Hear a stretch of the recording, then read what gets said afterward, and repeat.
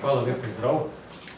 Kot vse stranke, zagotovo tudi Slovenska ljudska stranka v teh dneh zelo aktivno vodi svoje priprave za volitve v državni zbor. Vemo, da so v tem tednu ključni dogodki, v sredo vložitev liste, zadnji dan. Tako da danes smo že imeli dopoldan sestanek kluba županov, našega eminentnega kluba, znotraj katerega smo tudi spregovorili o tem, kateri župani in podžupani bodo tudi nastopili na letošnjih volitvah. Preko 10 okrajev bo pokritih z ljudmi, ki so v teh letih že marsikaj postorili za to, da so slovenske občine Slovenija takšna, kakršna je. Sedaj poteka seja izvršilnega odbora. Izvršilni odbor je tisti, ki pripravi listo za glavni odbor.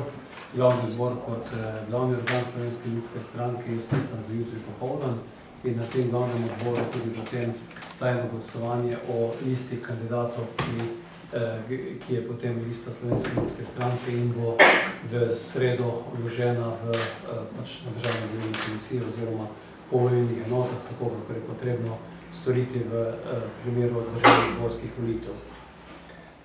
Ključna zadeva je tudi to, da je danes na izvršilnem odboru sprejet nov razvojni model Slovenije. Model, po katerem Slovenska ljudska stranka vidi izhod iz teh težkih časov. Pri pripravi tega modela je sodelovala celo vrsta strokovnjakov, tako tisti, ki so naši člani, kako tudi ljudje, ki so ali v gospodarstvu ali v drugih sferah na vplivnih mestih in tudi vedo, po kateri poti moramo iti naprej.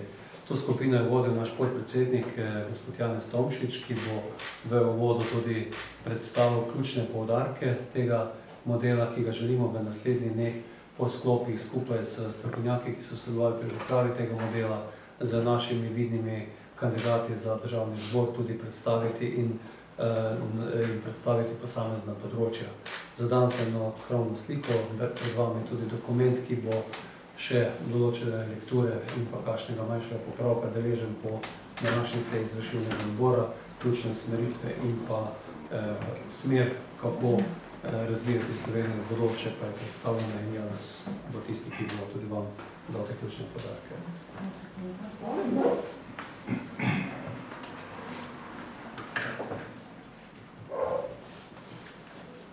Program je torej nastajal aktivno v zadnjem obdobju, je zelo naravnan konkretno v smislu ukrepov in na prvo mesto postavlja vprašanje konkurenčnosti slovenskega gospodarstva.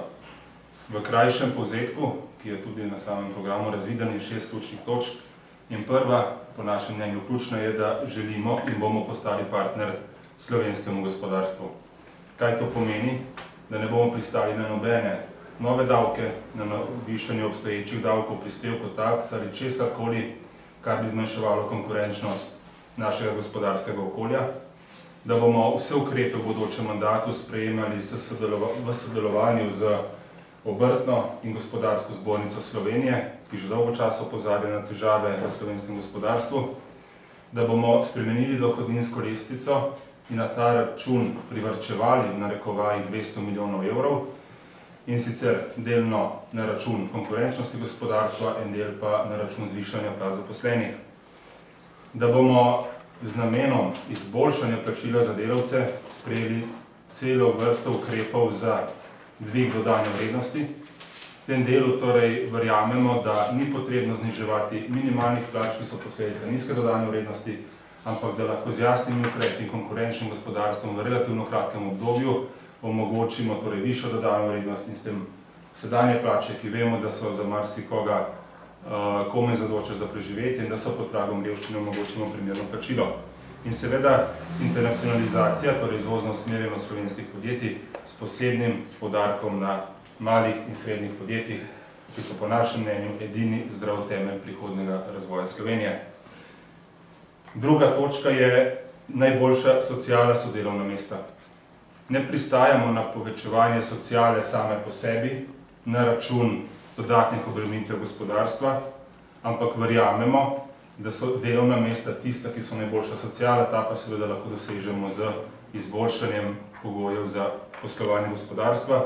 Torej zagotovili bomo fleksibilno delovno pravno zakonodajo, razbremenili torej delo, preoblikovali bomo Zavod za zaposlovanje v Agencijo za delo, ki bo prevzela aktivnejšo vlogo na trgu, z višjo dodano vrednostjo, kot rečeno, delavcem zagotovili dostojnejše plačilo in ustvarili pogoje za zaposlitev mladih. V programu predlagamo zelo konkretne ukrepe. Nacionalni interes. Naš nacionalni interes so slovenska hrana, voda in les.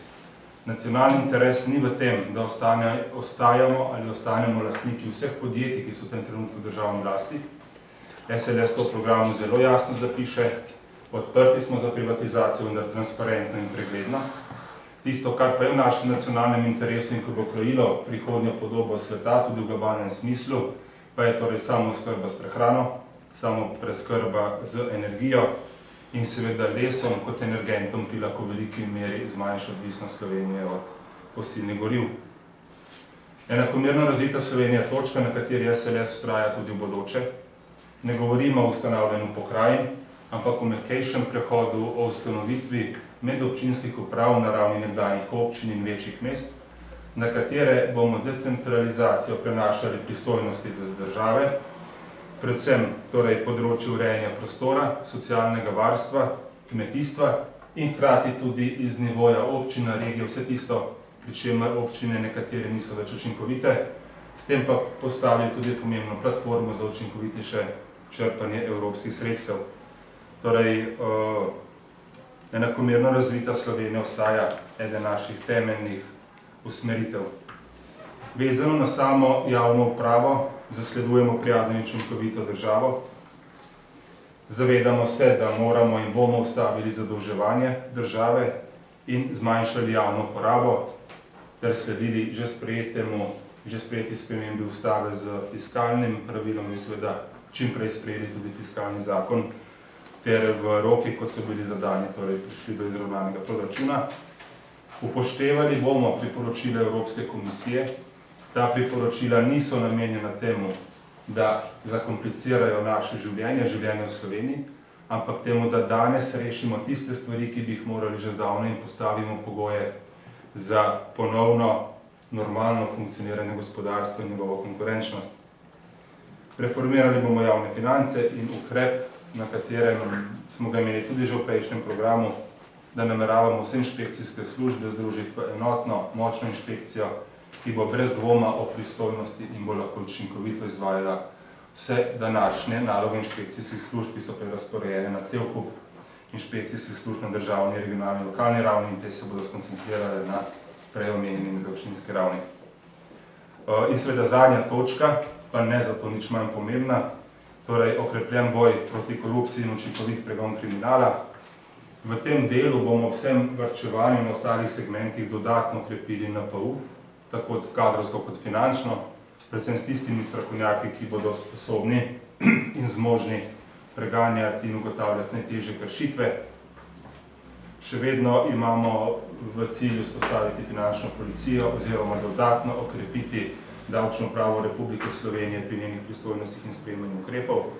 In pa seveda, tako kot smo v preteklosti dokazali, in to, kar je bil temelj sprejemanja marsikatere odločitve te stranke, bomo tudi v bodoče držali ničelno stopnjo do korupcije, pa ne bo še to za naše ljudi, ne bo še to za ljudi v vodstvu, izvršilnem odboru te stranke ali za ljudi v vladi, v kateri bomo sodelovali v prihodnjem obdobju. Skratka, naš odnos do tega vprašanja bo ostal enak, ne glede na to, za koga bo šlo.